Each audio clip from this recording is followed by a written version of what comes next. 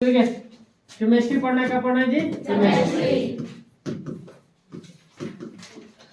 Chemistry. ठीक है, chemistry में हमें देखिए केमिस्ट्री का हिंदी का होता है जी रसायन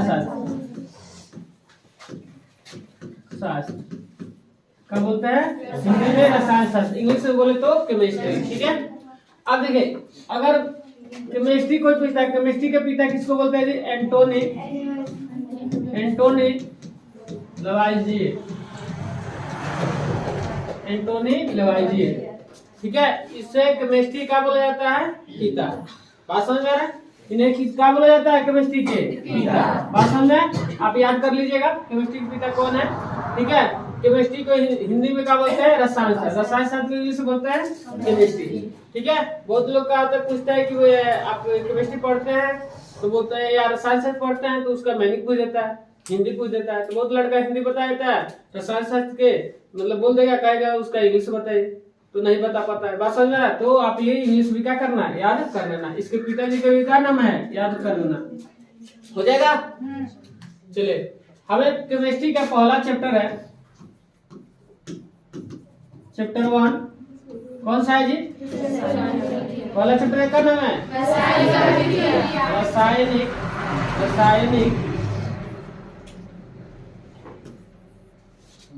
रासायनिक अभिक्रिया। क्या है जी? रासायनिक अभिक्रिया। ठीक है, क्या होता है? रासायनिक अभिक्रिया। पहला पार्ट का नाम है रासायनिक अभिक्रिया। तो हम सब एवं समीकरण होगा। एवं क्या होगा जी? समीकरण। चैप्टर का नाम लिख रहा है समीकरण। ठीक है, रासायनिक अभिक्रिया एवं समीकरण चैप्टर का यही नाम है। तो सबसे पहले हम क्या जानेंगे? रासायनिक अभिक्रिया जानेंगे, उसके बाद हम पढ़ेंगे रासायनिक समीकरण। तो पहले क्या पढ़ते हैं? रासायनिक अभिक्रिया। क्या पढ़ते हैं? रासायनिक अभिक्रिया। तो याद रहेगा। कोई पूछेगा कि केमिस्ट्री का हिंदी का होता है तो रसायन शास्त्र। रसायन शास्त्र का इंग्लिश का होता है तो केमिस्ट्री। CHEMISTRY। ठीक है, याद रहेगा। ठीक है, अब देखिए इसके पिताजी का नाम है जी एंटोनी लवाइजिए। ठीक है, अब देखिए चैप्टर पहला आपको क्या पढ़ना है जी? चैप्टर पहला रासायनिक अभिक्रिया एवं समीकरण। याद रहेगा। अब देखिए हम सबसे पहला मेन हेडिंग जो पहला डालेंगे, मेन हेडिंग पहला। ठीक है, मेन हेडिंग पहला का है जी रासायनिक अभिक्रिया डालेंगे। क्या डालेंगे? रासायनिक अभिक्रिया। रासायनिक अभिक्रिया। ठीक है, परिभाषा। क्वेश्चन एग्जाम में जानते हैं कैसा आएगा? एग्जाम में क्वेश्चन आएगा रासायनिक अभिक्रिया किसे कहते हैं, या रासायनिक अभिक्रिया से आप क्या समझते हैं, या रासायनिक अभिक्रिया क्या है। तो सबके हम क्या करेंगे? परिभाषा यहाँ से लिखवाएंगे, आपको क्या करना है? बता देना है। बात समझ में? तो सबसे पहले ये समझिए रासायनिक अभिक्रिया किसे कहते हैं। रासायनिक अभिक्रिया हम बताएं जब कोई पदार्थ क्या हो अकेले या किसी दूसरे पदार्थ के साथ क्या हो अकेले या किसी दूसरे पदार्थ के साथ समझिए ध्यान से। जब कोई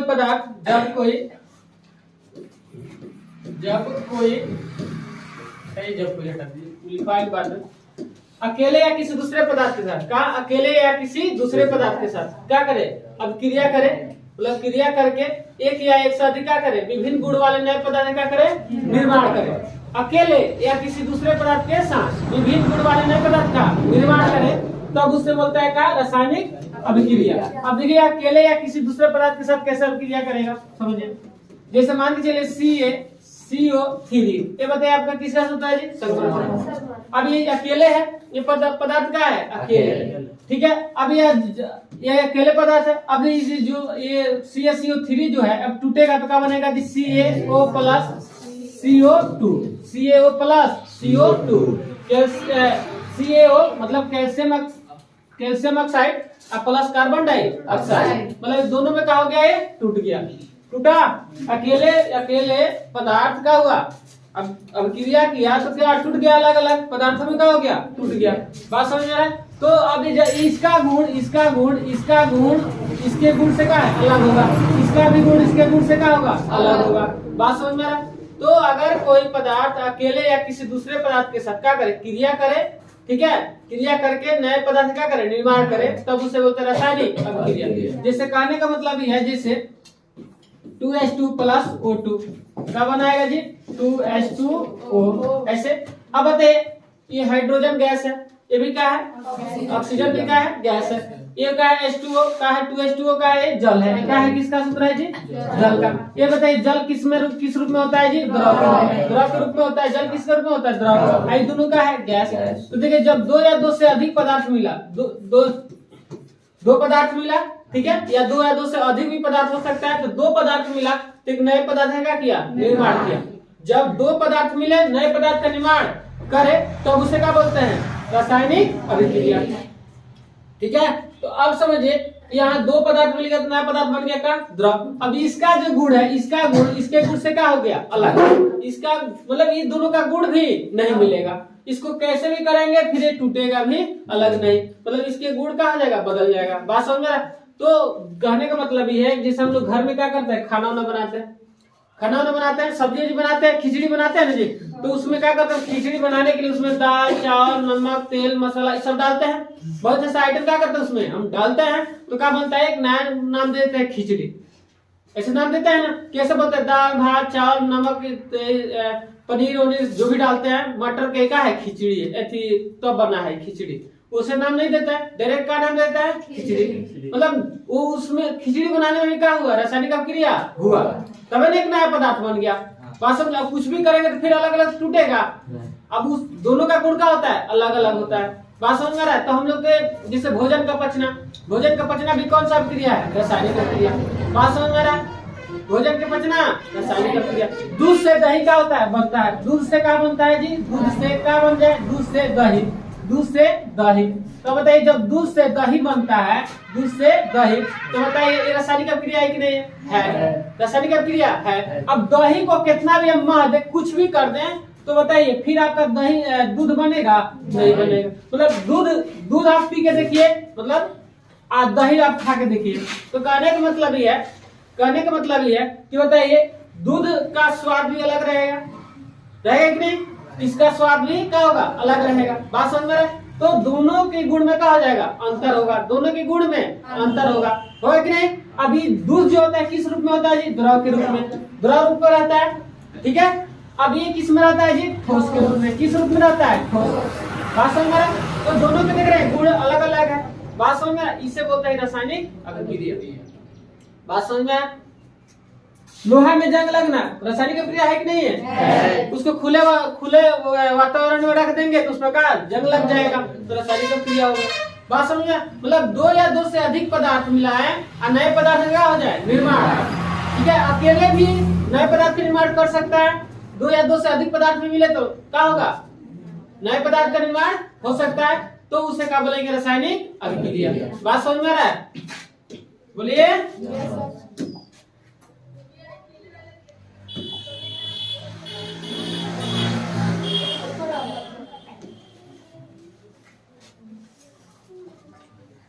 तो ये याद हो जाएगा, जब कोई पदार्थ अकेले या किसी दूसरे पदार्थ के साथ क्रिया करके एक या एक से अधिक विभिन्न गुण वाले नए पदार्थ का निर्माण करते हैं, तो उसे क्या बोलते हैं, रासायनिक अभिक्रिया। ठीक है, ये शॉर्टकट समझने के लिए ऐसे जानेंगे, जब दो या दो से अधिक पदार्थ मिलाया नए पदार्थ का हो जाए, बन जाए, दो या दो से अधिक पदार्थ मिलाने से नए पदार्थ का निर्माण हो जाए, तो उसे क्या बोलेंगे हम, रासायनिक अभिक्रिया। बात समझ में आ रहा है। अब कहने का मतलब ये है, आप घर में चावल बनाते हैं, चावल में पानी डालते हैं, तो क्या बन जाता है, भात। अब भात में कुछ भी करेंगे, कितना भी सुखाइए दीजिए, कुछ भी करिए, फिर चावल आ जाएगा अपने रूप में, जैसे था वैसे आएगा नहीं, वो भी कौन सा अभिक्रिया हो गया, रासायनिक अभिक्रिया। बात समझ में आ रहा है। तो यहाँ में देखिए, ये आपका चैप्टर का नाम क्या है, देखिए यहाँ दिया, रासायनिक अभिक्रिया। देखिए चैप्टर का नाम क्या है, रासायनिक अभिक्रिया एवं समीकरण। ठीक, पहला मेन हेडिंग आपका पहला है रासायनिक अभिक्रिया, परिभाषा हम जानेंगे। अभी क्वेश्चन बताया कैसे एग्जाम में आएगा, तो इसका देखिए परिभाषा, जब कोई पदार्थ अकेले का है, अकेले या किसी दूसरे पदार्थ के साथ, अकेले या किसी दूसरे पदार्थ के साथ, अकेले कहने का मतलब जैसे CaCO3 ये अकेले हो गया। अब क्या हो गया, टूटेगा तो क्या बनाएगा, CaCO, CaO प्लस CO2। बात समझ में आ रहा है। तो CaO प्लस CO2 तो अकेले है, टूट के नया पदार्थ बना, अकेले पदार्थ टूट के क्या बना, नया, दो पदार्थ बन गया नया पदार्थ, तो ये क्या हो गया, रासायनिक अभिक्रिया हो गया। अब कुछ भी इसको करेंगे फिर इसका गुण इसके गुण से क्या होगा, अलग होगा, एक जैसा गुण नहीं होगा। तो ये बताइए CaCO3 किसका सूत्र है जी, CaCO3 किसका सूत्र है, या चूना पत्थर जिसको बोलेंगे। अब CO2 किसका सूत्र है जी, कार्बन डाइऑक्साइड। कैल्शियम ऑक्साइड क्या हो जाएगा जी, कैल्शियम ऑक्साइड का सूत्र क्या होगा, CO का बोलेंगे कैल्शियम ऑक्साइड। बात समझ में आ रहा है। तो जब कोई पदार्थ अकेले या किसी दूसरे पदार्थ के साथ, अकेले या किसी दूसरे पदार्थ के साथ, याद रखिए अकेले या किसी दूसरे पदार्थ के साथ क्रिया करके एक या एक से अधिक विभिन्न गुण वाले नए पदार्थ का निर्माण करता है। विभिन्न गुण वाले क्या करें, नए पदार्थ, ठीक है। अकेले अच्छा किसी से मिल के नए पदार्थ क्या करें, विभिन्न गुण, उसका गुण भी क्या होगा, अलग अलग होगा, नए पदार्थ क्या करेगा, निर्माण करेगा, ठीक है। तब उसे क्या बोलते हैं, रासायनिक अभिक्रिया कहते हैं। जैसे में देखिए H2 प्लस Cl2, ठीक है, हाइड्रोजन क्लोरीन मिला तो क्या बना, 2HCl, मतलब हाइड्रोजन क्लोराइड बना।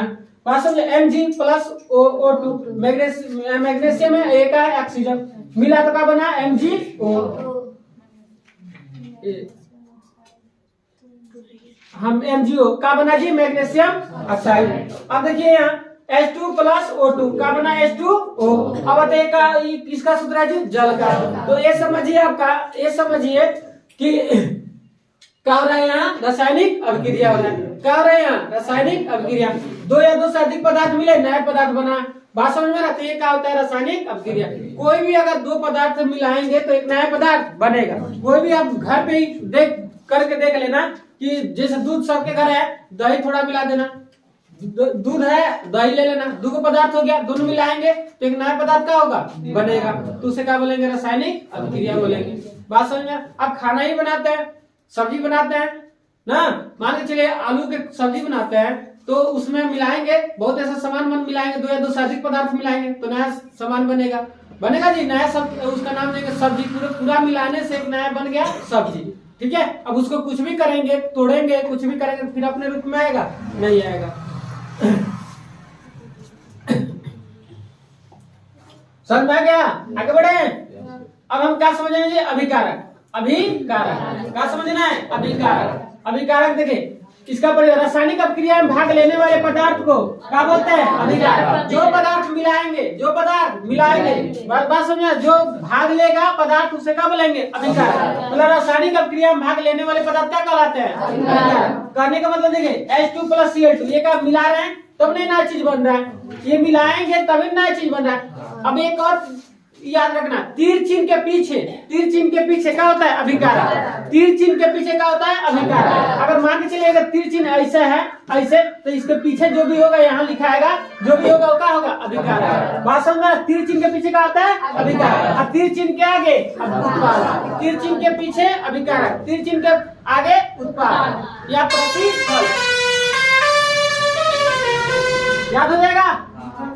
तो कहने का मतलब ये समझिए, जैसे हम बार समझा, जैसे खिचड़ी बनाना है हमें, तो खिचड़ी बनाना तो बहुत चीज मिलाएंगे ना जी, तो बहुत ऐसा पदार्थ उसमें मिलाएंगे तो क्या कहलाएगा, अभिकारक। और उसके चलते जो नया बना पदार्थ खिचड़ी नाम देगा उसका, तो क्या होगा, वो प्रतिफल या उत्पाद होगा। बात समझ में आ रहा है। तो वैसे ही जो पदार्थ मिलाएंगे तो होता है अभिकारक। तो अभी रासायनिक अभिक्रिया में भाग लेने वाले, अब ये रासायनिक अभिक्रिया हो रहा है, इसमें भाग पहले कौन ले रहा है, ये भाग ले रहा है, तब नहीं इसके चलते नया पदार्थ बन रहा है, तो ये क्या कहलाएगा, उत्पाद या प्रतिफल। इसका दूसरा नाम है प्रतिफल, इसका दूसरा नाम क्या है, प्रतिफल, ठीक है। अब पीछे वाला जो आपका तीर चिन्ह के पीछे, एक तरीका याद रखना, तीर चिन्ह के पीछे कभी भी ध्यान में रखना, तीर चिन्ह के पीछे क्या होता है, अभिकारक। तीर चिन्ह के आगे क्या होता है, उत्पाद। ऐसे भी तीर से भी आप पहचान कर सकते हैं। बात समझ में आ रहा है। देखिए यहाँ भी देखिए, अब तीर चिन्ह के पीछे कौन है, CaCO3। अभी क्या कहलाएगा, अभिकारक कहलाएगा, उत्पाद कहलाएगा, क्या कहलाएगा, अभिकारक। क्या कहलाएगा, अभिकारक। अब तीर चिन्ह के आगे सब जो भी है क्या कहलाएगा, उत्पाद। क्या कहलाएगा, उत्पाद या प्रतिफल, याद हो जाएगा। समझ में आया?